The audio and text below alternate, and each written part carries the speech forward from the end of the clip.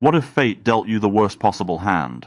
Starvation, plague, the death of your entire family, and endless humiliation. Would you fold, or would you bet your life on an outcome so audacious it's almost unimaginable? How does a boy, too poor to afford coffins for his parents, and forced to beg for food, manage to rewrite his destiny and become the supreme ruler of China in just 2 decades? Join us now as we travel back to the 14th century to witness this staggering epic of a beggar who became an emperor. Your name is Zhu Yuanzhang. You are 16. It's a name with no deep meaning, simply number 8, because you're the 8th son. Under the Yuan dynasty, Han Chinese peasant families like yours were officially classified as the 4th and lowest class of people. A name is just a label, and a life is as worthless as dust. The empire founded by Genghis Khan's Mongol cavalry is rotting from within. You've heard the village elders complain that the emperors are too busy with their power struggles to care if the people live or die. The Yellow River in the north breached its banks decades ago, but the court has done nothing, allowing a vicious cycle of floods, droughts, locusts, and plagues to run rampant. You don't understand these grand politics, but you have felt firsthand something far more terrifying than any natural disaster: the cruelty of men. To refill its squandered treasury, the government issued worthless paper currency and forced you to exchange your few copper coins for it. In an instant, a lifetime of savings became a pile of useless paper. Officials descended on the countryside like hungry wolves, inventing all sorts of new taxes to steal your family's last bit of food, all of it perfectly legal. In 1344, the rain has long forgotten to fall. The sun above isn't a sun. It's a venomous ball of fire, determined to scorch every last drop of moisture from the earth. You are barefoot, and the blistering sand sears the soles of your feet like a hot iron plate. The air is thick with the stench of dust and rotting crops, mixed with the frantic, rasping sound of locust wings. Your stomach is screaming. You and your friend, Tang He, are hiding behind a haystack, your eyes locked on the landlord's fat ox in the distance. Now, at your signal, you and your friends charge like a pack of feral dogs, trying to kill the animal for its meat. But you are caught. The landlord's thugs descend like wolves, their clubs landing with dull thuds on your body. You curl up on the ground, feeling your bones about to shatter. The landlord, Liu Dai, stands over you, his shadow swallowing you whole. He spits contemptuously. "You worthless scum. My ox is worth more than all of you put together. I couldn't even get my money back if I beat you to death." You lie motionless on the ground. There's no anger, only a chilling numbness. He's right. In this world, a human life is worth less than an ox. You feel hatred, but you don't even know who to hate. The landlord, the locusts in the sky, or the powerful men who wrote the damned rules that make your life worth less than a farm animal. Back in your dilapidated hut, open to the wind on all sides, you find your eldest brother on the verge of death from starvation. A few days later, your father collapses. With his last breath, his eyes are locked on the empty rice jar. Finally, your mother. She sheds silent tears, and then her breath is gone. You and your second brother tear a door off its hinges to carry your father's body. But every inch of land belongs to someone, just not to you. You kneel and beg the landlord for a tiny plot to bury your father. All you get in return is his scornful laughter and a single word: get lost. In the end, it's your neighbor, Liu Jizu, a man just as poor as you, who gives you a small piece of his land. You have no coffin. You fish a tattered piece of cloth from the river, discarded by who knows who, and wrap it tightly around your father's cold body. Kneeling on the ground, you dig with your bare hands, your fingernails filling with dirt and blood. In that moment, you weren't just burying your father. You were burying your entire world. You didn't cry. Not a single tear would fall. Your second brother said, "Everyone's gone. We have to run for our lives. Chongba, you must survive." Watching his retreating figure, you finally lose control and break down, wailing in anguish. Your home was gone. and Zhu Chongba was dead too. Leaving home, you sought refuge with your uncle, only to find his entire family had also perished. Though you were the eighth son, all your brothers, save for the second, were dead. Your sister-in-law had taken her infant son and fled back to her family, never to be heard from again. At this moment, you realize you have no one left in this world to turn to. You are a lone wolf, abandoned by everyone. To survive, you shave your head and join the Huangjue temple as a monk. They call you an acolyte, but in reality, you're just a menial laborer. But after a mere 50 days, the temple runs out of food. It can no longer support its monks. The abbot hands you an earthen bowl and tells you to go alms-seeking, a holier term for begging. For the next 3 years, you wander. With your bowl in hand, you traverse the lands of Huaixi, Henan, and Jianghuai. What you witness is a living hell, even more horrific than your hometown. You see people, maddened by hunger, eating dirt, only to die in agony as their stomachs bloat and burst. You see parents weeping as they sell their own children for half a sack of coarse rice. You will never forget one evening, huddled under the eaves of an old temple, starvation gnawing at you. The wind cuts your face like a knife. The only sounds are your chattering teeth and the boiling rumble in your stomach. Then you smell meat, perhaps drifting from a rich man's home, perhaps a hallucination. The aroma is like a hand squeezing your throat, making it impossible to swallow. In despair, you lick your cracked lips. All you can taste is the rusty tang of your own blood. 3 years later, you drag your exhausted body back to the Huangjue temple. You're done wandering. All you want is a place to quietly ring the bells and sweep the floors. Half a bowl of thin porridge a day would be enough. Anything, just to stay alive. But in this age of chaos, no one is ever given a moment's peace. The flames of war consume your last sanctuary. You barely escape with your life. And then, a letter arrives from your old friend, Tang He. In crooked characters, he writes that he has joined the Red Turban Army, a rebel force fighting the government, and urges you to join him. Your heart pounds. Rebellion? The word sears your mind like a branding iron. You are terrified. Your thoughts race. Joining the rebels is a death sentence. The moment the Imperial Army arrives, your head will roll. But if you stay, you'll be killed or starve to death sooner or later. What do you choose? Every path leads to death. You run back to the burnt temple and kneel, digging through the ashes for a pair of jiobei, divination blocks, used for yes or no questions, much like flipping a coin. Kneeling, your voice trembles as you ask, "Gods, tell me, what should I do?" First, you ask if you should stay. The blocks show no. It is an ill omen. Second, you ask if you should join the Imperial Army. Also no. The omen is inauspicious. Third, gritting your teeth, you ask, "What about joining the rebellion?" The blocks clatter to the ground. A clear yes.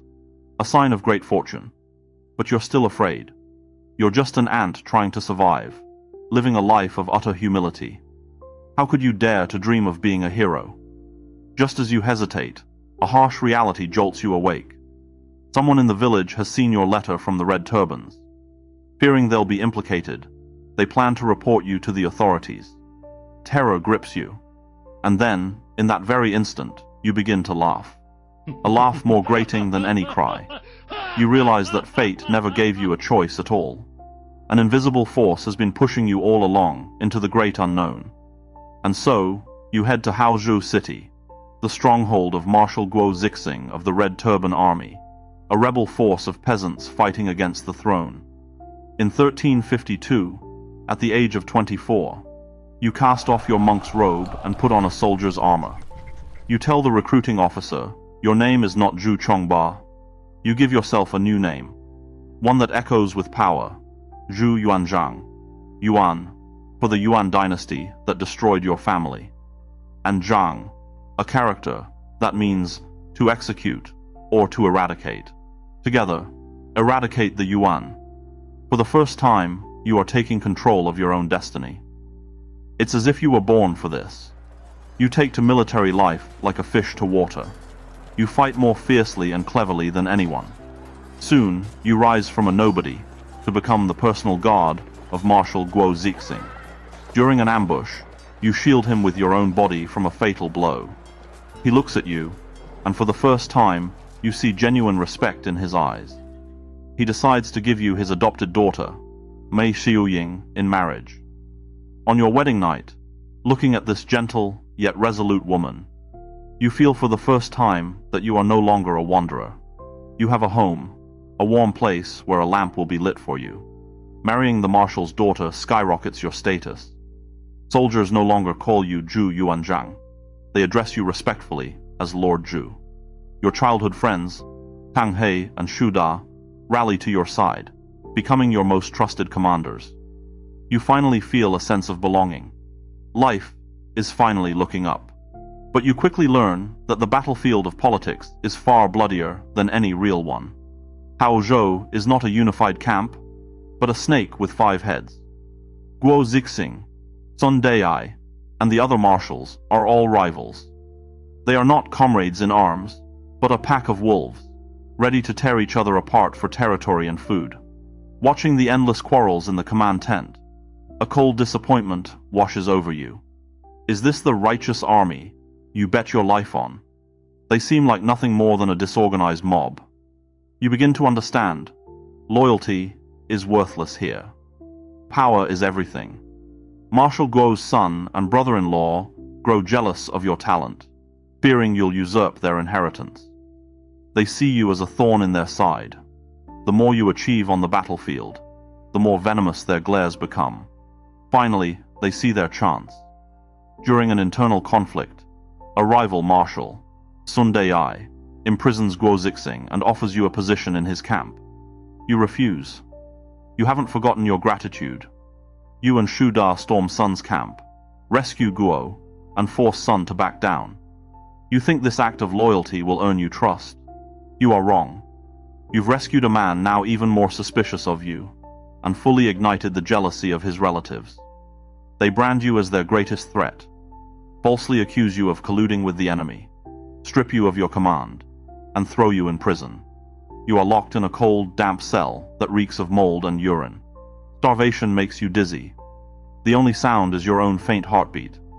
They intend to let you starve to death. Just as you're about to lose hope, a hand slips something scorching hot through the bars. It's a freshly baked flatbread, so hot you can barely hold it. You know it's her, your wife, Mei Xiuying. She smuggled it in hidden in her robes, burning her own chest in the process. You devour the bread, tears streaming down your face. You taste more than just grain. You taste something salty, something indescribable. You are released shortly after, not out of mercy, but because the fighting is getting desperate, and they need their best thug back on the front lines. You feel no gratitude, only a profound chill. You see it clearly now. This place is a swamp where loyalty gets you imprisoned and merit earns you suspicion. Stay here, and you will forever be nothing more than Guo Zixing's son-in-law, a pawn to be sacrificed at any moment. You look to the south and make the first truly independent decision of your life, to strike out on your own. With 24 of your most loyal men, including Tang He and Shu Da, you leave the treacherous city of Haozhou behind. You head south, conquer the cities of Dingyuan and Chuzhou, and gather an army of thousands. For the first time, you have your own territory and your own troops. You are no longer Guo Zixing's son-in-law. You are General Zhu. Ironically, after you leave, the infighting in Haozhou worsens. Without your support, Guo Zixing is completely sidelined. With nowhere else to go, he arrives at your gates with his remaining forces, seeking refuge. The moment he steps into your city, the tables have turned completely. He is no longer your commander, he is your guest. You look at him, your emotions in turmoil. Do you hate him? Of course. But he is your father-in-law, the man who gave you your start. Kill him? The world would call you ungrateful. Honor him. He would once again tie your hands. After a long internal struggle, you choose to welcome him with full honors, publicly returning the commander's seal. You play the part of the loyal son, hoping to win him over. But you know that all you've given up is a title. The real power, the army, remains firmly in your grasp. Unsurprisingly, Guo Zixing remains wary. He begins to consolidate power, once again stripping you of command and handing the army to his own son. You are sidelined again, but this time you feel no anger, only cold observation. You know this army's loyalty is to you. With a single call, you could drive Guo and his family out. But you can't do that yet. You don't want the stain on your name, and more importantly, he's still your wife's father. What would she think? But a turning point comes swiftly. Your advisors suggest capturing the strategic southern city of Nanjing to establish a permanent base. The plan is approved, but with your command revoked, you can't lead the attack. So Guo Zixing sends his son and brother-in-law instead. In a shocking twist of fate, both of your chief rivals are killed in the assault. When the news reaches you, you can't believe it. You're stunned. Then, an uncontrollable wave of joy washes over you. You pace your room, ecstatic. Is this relief? Or have you become someone who can coolly profit from the deaths of others? You dare not dwell on it. You only know one thing. The last two obstacles in your path have been removed by the hand of fate. Upon hearing of his son's death, Guo Zixing falls ill and soon passes away. And you, as the natural successor, inherit everything he left behind. It is then that you meet a wise scholar named Zhu Sheng. He gives you a crucial piece of advice. Build high walls, store up provisions, and be slow to claim the title of king. In other words, secure your base, prepare for a long war, and don't make yourself the primary target by declaring yourself emperor too early. You heed his words. You watch the bloody wars rage between other warlords and the Yuan dynasty. You observe Chen Yuliang's massive expansion in the west, and Zhang Shicheng's immense wealth in the east. You are the weakest of them. So you choose to lie low, like a patient predator, waiting for the perfect moment to strike. Because of your own past suffering, you command a disciplined army, forbidding any looting or harm to civilians. This earns you a stellar reputation among the common people. Talented young men flock to join your cause, and your power grows day by day. In July of 1363, the decisive moment arrives. Your rival, Chen Yuliang, descends upon you with a force of 600,000 men and a fleet of colossal ships that blot out the sun. To the east, Zhang Shicheng watches like a vulture. You are trapped, with only 200,000 soldiers and a vastly inferior navy. Panic grips your camp. A deathly silence falls. Some advise retreat, others surrender. A bone-deep chill seizes you. Have you fought your way through mountains of corpses just to fail here? At that moment, your strategist Liu Bowen steps forward, his voice cutting through the despair. His eyes are like fire. Anyone who speaks of surrender should be executed, he thunders. Zhang Shicheng is cautious, a man of no great ambition. He is not the real threat. Chen Yuliang is the dagger at our throat. He lays out the situation. Your only hope for survival is to focus all your strength and crush the stronger enemy first. His words slice through the fog of fear. Your mind is clear. You will fight Chen Yuliang to the death. But how can the few defeat the many? You need an asymmetric strategy. You and your advisors devise a brilliant plan. You will replicate the legendary Battle of Red Cliffs from the Three Kingdoms era, where a fire attack annihilated a much larger navy. The blueprint is perfect. The circumstances are eerily similar. A battle on the Yangtze River, a massive disparity in forces, a huge fleet, and an enemy who has chained his giant ships together. When you see Chen Yuliang's interconnected armada, the vision of Red Cliffs burns in your mind. This is it. But wait, something's not right. There is a fatal flaw in the plan, one that could lead to total disaster.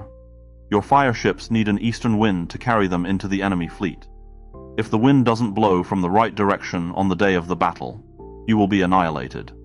It's a variable you cannot control. Victory, or defeat, depends entirely on the heavens. The uncertainty torments you, filling you with dread. August 1363. On Lake Poyang, the final showdown is about to begin. You stand at the prow of your flagship, gazing at the enemy's mountain-like fleet, waiting anxiously. You are waiting for the east wind. And once again, fortune smiles upon you. The east wind rises. Seizing the moment, you raise your sword and roar. Unleash the fire ships. In an instant, the wind fans the flames. Smoke billows across the waves. The lake becomes an inferno of fire and blood.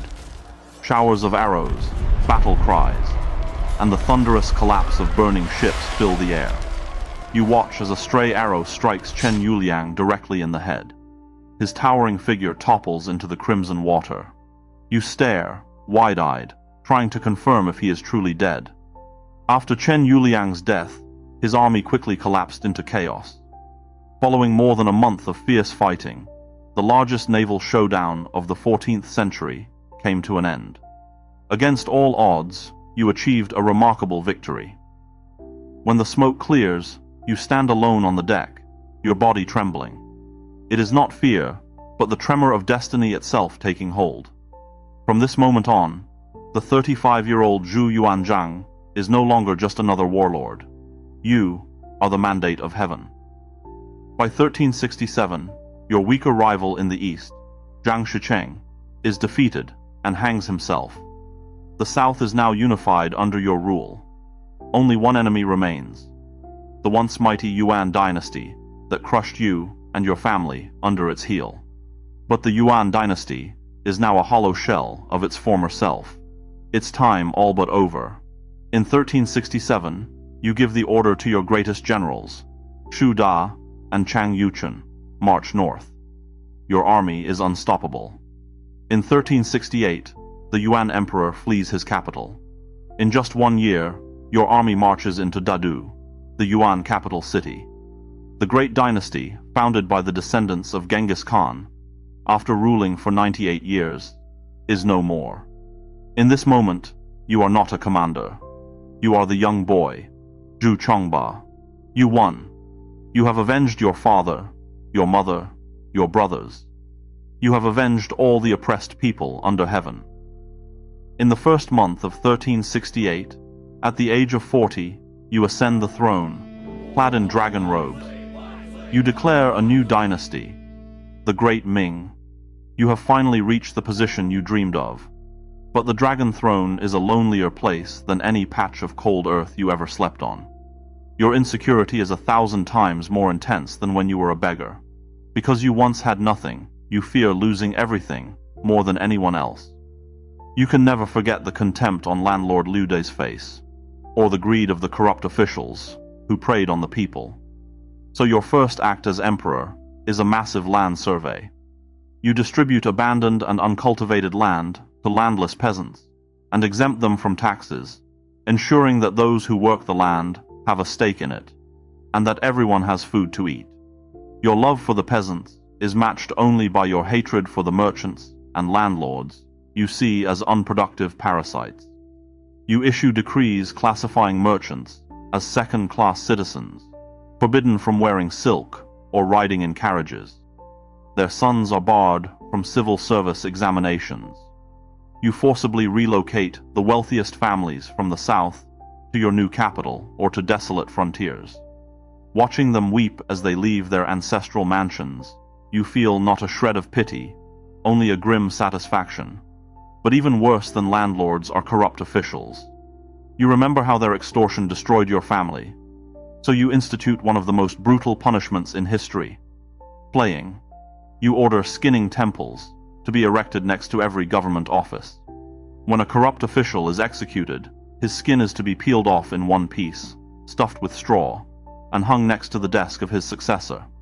Every new official must now work beside this gruesome effigy of his predecessor. A constant, silent warning, smelling of straw and dried blood. You want them to feel a pair of hollow eyes always watching, to feel a permanent chill on the back of their necks. You then issue the Grand Pronouncements, a legal code written in simple language, telling the common people that if their local officials are corrupt, they have the right to arrest them and bring them directly to the capital. You give them the one thing you desperately craved as a boy: the power to seek justice. You have done enough to stabilize society and restore production. But it is not enough for you. Haunted by past betrayals, you live in constant fear that everyone will turn against you and against your descendants. Your insecurity is a bottomless pit. Fearing another peasant rebellion, you create the world's most rigid household registration system. Every person is classified by their profession: soldier, farmer, artisan, and this status is hereditary and unchangeable. A farmer's son will be a farmer, forever. A blacksmith's son, a blacksmith. You even restrict their freedom of movement. With an invisible net, you lock every person in the empire into a fixed position on a chessboard, unable to deviate from the path you have set. Fearing any challenge to your authority, you abolish the 1,500-year-old office of the Chancellor, the chief minister meant to assist the emperor. You concentrate all power in your own hands, terrified someone might take it. Your workload becomes immense. You toil day and night over endless reports from across the empire, until your vision blurs. Fearing plots from your own court, you create the Jinyue, a secret police force of brocade-clad guards, who operate like ghosts, spying on every official. Fearing your old comrades in arms might one day rise against you, you unleash wave after wave of brutal purges against the very men who fought and bled by your side, stripping them of power, and often their lives. As you watch your brothers in arms fall, one by one, you feel no pity, only a cold sense of security.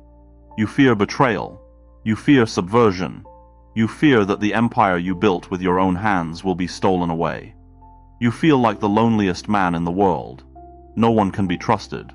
You, Zhu Yuanzhang, founder of the great Ming Empire, are still, in your heart of hearts, the terrified boy who had nothing, Zhu Chongba. Your legend, from beggar to emperor, became a beacon for countless souls struggling in darkness. You drove out the foreign rulers, restored the homeland, and healed a fractured nation. You surveyed the land, redistributed the fields, and carved out a path to survival for millions. On the Dragon Throne, you were both the brilliant founder of a golden age and a lonely ghost trapped by his past. You gave the world a new beginning, but you yourself could never escape that afternoon in 1344. The ideal empire you built was ultimately branded with your deepest fears. You freed the nation from the chains of the Yuan dynasty, only to forge new shackles of your own. And so, we return to our original question. If you could go back to that day your family was destroyed, would you still choose this path? A path to a throne forged in fire and secured with blood? Must a journey that begins with the purest ideals of justice inevitably lead to an end of absolute control? In the grand sweep of history, your extraordinary and contradictory life may be the most profound and complex answer we will ever have. This was Zhu Yuanzhang, the founder of China's great Ming dynasty. That's all for today's journey through time. Don't want to miss our next incredible adventure? Make sure to subscribe to Curious China. We have new episodes every week, unlocking the greatest legends of Chinese history.